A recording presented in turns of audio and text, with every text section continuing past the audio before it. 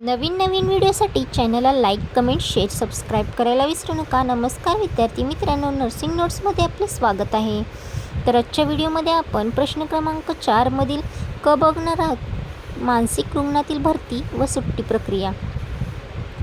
मानसोपचार रुग्णालयात दाखल करण्याची प्रक्रिया म्हणजेच ॲडमिशन प्रोसिजर. मानसोपचार रुग्णालयात रुग्णाला दाखल करण्यासाठी कायद्याने काही विशिष्ट पद्धती ठरवून दिल्या आहेत. त्याचे मुख्य प्रकार खालीलप्रमाणे आहेत. पहिला म्हणजे प्लांट ॲडमिशन.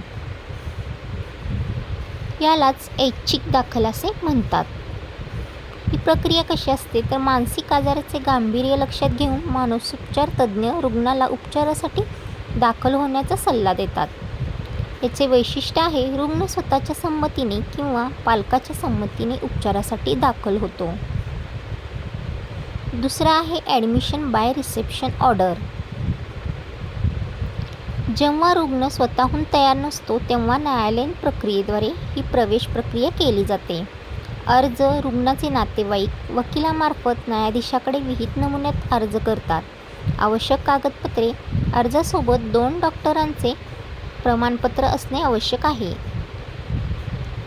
आवश्यक कागदपत्रे म्हणजेच अर्जासोबत 2 डॉक्टरांचे प्रमाणपत्र असणे आवश्यक आहे.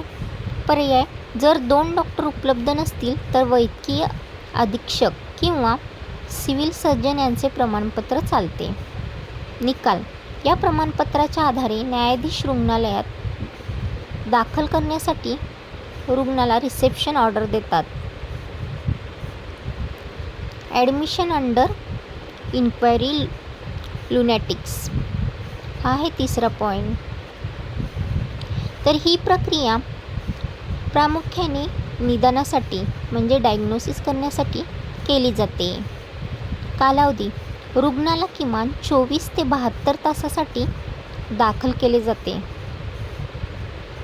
तपासणी या काळात रुग्णाची MSE म्हणजे मेंटल स्टेटस एक्झामिनेशन केली जाते, जेणेकरून तो खरोखर मनोरुग्ण आहे की नाही हे ठरवता येते. पुढील पाऊल म्हणजेच रुग्ण मनोरुग्ण असल्याचे सिद्ध झाले तर मानसोपचार तज्ज्ञ लेखी पत्र देऊन त्याला पुढील उपचारासाठी रेफर करतात. चौथा पॉईंट आहे ॲडमिशन बाय डिटेशनल ऑर्डर. ही प्रक्रिया सार्वजनिक सुरक्षिततेसाठी वापरली जाते आणि एखादी व्यक्ती सार्वजनिक ठिकाणी विकृत वर्तन करत असेल किंवा स्वतःला इजा पोहोचू शकत असेल तर तिला या ऑर्डरनुसार ताब्यात घेतले जाते. अंमलबजावणी पोलीस किंवा स्थानिक दंडाधिकारी करतात. तर बघा मेडिको लीगल ॲडमिशन हा आहे 5वा पॉईंट. तर या प्रकारात प्रामुख्याने खालील व्यक्तींचा समावेश होतो. रुग्णाचे स्वरूप, तुरुंगातील कैदी, नजरकैदेत असणारे आरोपी, तसेच समाजामध्ये घातक वर्तन करणारे मनोरुग्ण. उद्देश काय आहे तर ज्या आरोपींना किंवा कैद्यांना कायदेशीर कारवाई दरम्यान वैद्यकीय उपचाराची गरज भासते त्यांना मानसोपचार रुग्णालयात भरती केले जाते. इतर रुग्ण असतील त्यामध्ये म्हणजे इमर्जन्सी मेडिकल सर्व्हिस आणि अपघात विभागाकडून दाखल केलेले रुग्णही यांचाही त्यात समावेश होतो.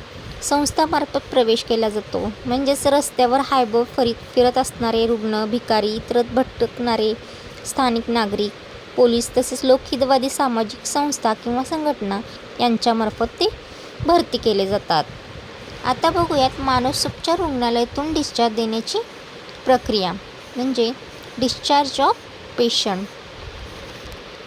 तर इंडियन लुनॅसी ॲक्ट यानुसार मनोरुग्णांना रुग्णालयातून डिस्चार्ज देण्याचे विविध प्रकार आहेत.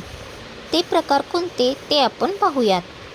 पहिला प्रकार आहे रिसेप्शन ऑर्डरने दाखल रुग्णाचा डिस्चार्ज. ज्या रुग्णांना न्यायालयीन रिसेप्शन ऑर्डरद्वारे दाखल केले जाते त्यांना खालील अटीवर सोडले जाते. हमी दिली असेल रुग्णाचे नातेवाईक जेव्हा रुग्णाची देखभाल आणि सांभाळ करण्याची लेखी तयारी दर्शवतात. प्रक्रिया कशी आहे तर वैद्यकीय अधीक्षक रुग्णाची तपासणी करून डिस्चार्ज सर्टिफिकेटसह रुग्णाला नातेवाईकांच्या ताब्यात देतात. दुसरी आहे डिटेशनल ऑर्डरने दाखल रुग्णाचा डिस्चार्ज. उपचारानंतर वैद्यकीय अधीक्षक, मानसोपचार तज्ज्ञ यांच्या संमतीने डिस्चार्ज कार्ड आणि पत्र तयार केले जाते. अधिकार संबंधित अथॉरिटीला डिस्चार्जबाबत कळवले जाते. समजा जर रुग्ण क्रिमिनल लुनाटिक असेल तर त्याला थेट घरी न सोडता पोलीस किंवा संबंधित अथॉरिटीच्या ताब्यात दिले जाते.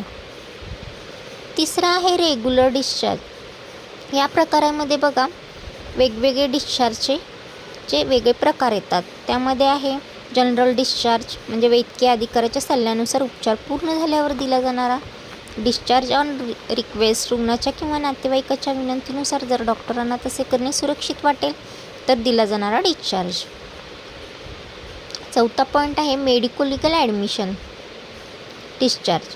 व्याप्ती यामध्ये तुरुंगातील कैदी असतील, जर कैदेत असणारे आरोपी यांचा समावेश होतो. प्रक्रिया आहे अशा रुग्णांना केवळ वैद्यकीय उपचारासाठी दाखल केलेले असते आणि उपचार झाला की त्यांना पुन्हा पोलिसांच्या बंदोबस्त म्हणजे संबंधित तुरुंग किंवा प्राधिकरणाकडे सोपवले जाते. पाचवा आहे डिस्चार्ज ऑन पॅरोल. हा काही विशिष्ट परिस्थितीत रुग्णाला तात्पुरत्या स्वरूपात घरी जाण्याची परवानगी दिली जाते. कालावधी मनोरुग्णांना ठराविक दिवसासाठी उदाहरणार्थ 15 ते 60 दिवस पॅरोल मंजूर केला जाऊ शकतो. याच्यात अट आहे पॅरोल संपल्यावर रुग्णाला पुन्हा रुग्णालयात हजर होणे अनिवार्य असते.